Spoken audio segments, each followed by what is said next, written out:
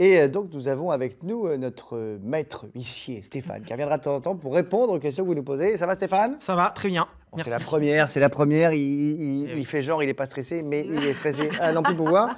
Mais ça va bien se passer, Stéphane. Ouais, merci. Pas de panique. On va regarder la première question. C'est un selfie qui nous a été envoyé. Rappelez-vous, vous pouvez le faire, ensemble Normandie, @francetv.fr. N'hésitez pas à nous contacter, on regarde ce selfie. Je m'appelle Hélène, j'habite à Cormeilles dans le Pays d'Auge. Je suis décoratrice d'intérieur. Dans le cadre de mon métier, il m'est arrivé d'avoir à effectuer des livraisons en centre-ville chez des particuliers. Les objets étant un peu volumineux certaines fois, je me gare en double fil en bas de chez eux. Je laisse mon coffre ouvert, je mets des warnings, je mets une petite pancarte comme quoi je suis en train d'effectuer une livraison. Malgré cela, il m'est déjà arrivé de recevoir des contraventions. J'aimerais savoir ce que j'aurais dû mettre en œuvre afin d'éviter tout ça. Merci.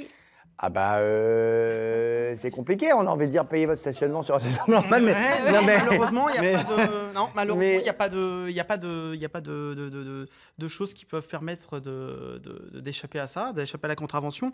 Ce qu'il y a, c'est qu'il aurait fallu c'est stationner sur une zone de chargement, de déchargement, De livraison. ou une aire de parking, ou une zone de... Oui, ou une... il y a aussi des arrêts minutes. Il y a ça des fois, effectivement, à Honfleur. Et ouais, si malheureusement vous... Oui, parce que livraison, vous il y a êtes une en double frontière. fil, Je crois qu'il y a quand même une différence entre les livraisons avec une ligne jaune et les livraisons avec 2 lignes jaunes. Il y a un truc comme ça, non, mais où on peut de temps en temps rester un quart d'heure. Parfois, on dit « Ah, mais je suis resté un quart d'heure, j'ai quand même une contravention. Bah oui, parce que les policiers ne vont pas attendre un quart d'heure quand ils passent. Non. Et ce qui est sanctionné, c'est surtout le danger. C'est le danger d'être en double fil, parce que vous avez un risque lorsque les véhicules veulent contourner votre véhicule qui est en double fil.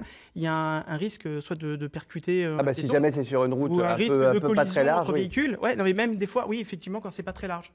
Donc en fait, Des fois, même quand c'est large, hein, c'est un peu. donc pour répondre à notre ami, la meilleure solution, c'est de trouver des vraies places en fait et d'aller les payer, malheureusement. Ouais, soit C'est- payer, trouver un stationnement qui est libre, un emplacement qui est libre, sinon, et s'il faut payer, c'est payant, bah, malheureusement, il faut qu'elle paye. Mais c'est vrai, quand on a un déménagement, bleu. par exemple, on va pas aller ramener un meuble pendant 14 km. Ah oui, non. C'est compliqué quand même. C'est Non, mais les compliqué de déménageurs, faire ils ont des attention, parce que- autorisations. Oui. Ils font des demandes en mairie, les déménageurs, ils ont une autorisation de Exactement. stationnement, c'est réglementé quand même. Ouais. Ils sont à la- Quand c'est pour un déménagement, effectivement. Oui. Mais en plus, il faut faire attention parce que c'est une contravention de deuxième classe. Donc, Ah, c'est quoi une contravention deuxième classe? eh ben, c'est 35 €, amende forfaitaire. Et si vous ne la payez pas dans les 45 jours, à compter de la réception de l'amende, C'est beaucoup plus cher. ou si on vous la remet sur place, c'est beaucoup plus cher parce que c'est 135 €.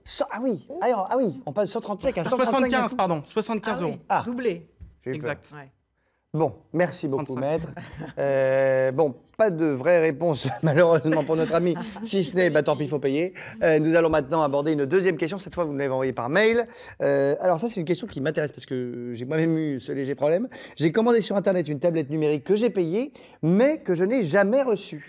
Que puis-je faire? Alors ça, je ne sais pas si ça vous est déjà arrivé. Oui. Alors moi, j'avais posé réclamation et j'avais été remboursé. Que peut faire cette dame?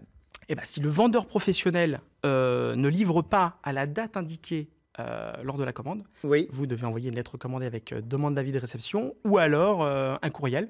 Vous envoyez un Oui, courriel. parce qu'un truc comme ça, ça coûte des sous quand même, mon ami. Voilà. Donc Voilà. vous demandez là, oui, il faut avoir le courriel aussi. Des fois, vous pouvez avoir des sociétés, vous n'avez peut-être pas forcément le courriel, Oui. l'adresse mail. Et dans ce cas-là, il faut demander là où les raisons pour lesquelles vous n'avez pas été livré. Et vous devez octroyer un délai supplémentaire raisonnable, qui 8 jours par exemple, c'est un délai raisonnable. Oui, parce que ça arrive que la poste, Exactement. que même le produit parte un jour plus tard que prévu. Je veux dire. Pour qui vous livre. Et puis si malheureusement vous n'êtes pas livré passé ce délai, vous pouvez mettre fin au contrat selon les mêmes modalités, donc lettre commandée avec demande d'avis de réception ou alors On annule. par courriel. Bah, vous annulez, effectivement vous annulez d'une certaine manière votre commande et puis le vendeur professionnel il dispose d'un délai de 14 jours pour vous rembourser.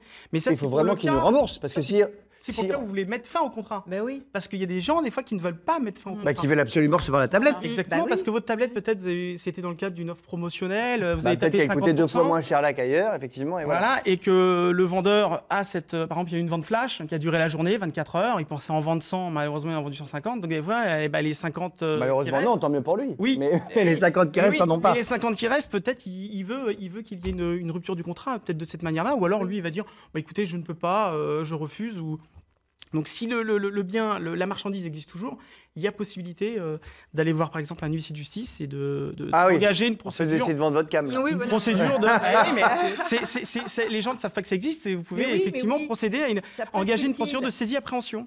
Ah oui. Et dans ce Un cas-là. huissier, c'est peut être Eh ouais, utile. les frais sont à l'achat. En plus, c'est une procédure qui est peu coûteuse et qui est rapide. Et en plus, les frais sont normalement, lorsque vous êtes condamné, ils sont à la charge. Remboursé. Exactement. par le C'est à la vendeur. charge Voilà. du vendeur Ça, c'est qui bien. devient votre débiteur. Eh ben, merci beaucoup, maître. Voilà. Malheureusement, je suis obligé de mettre un thermomètre.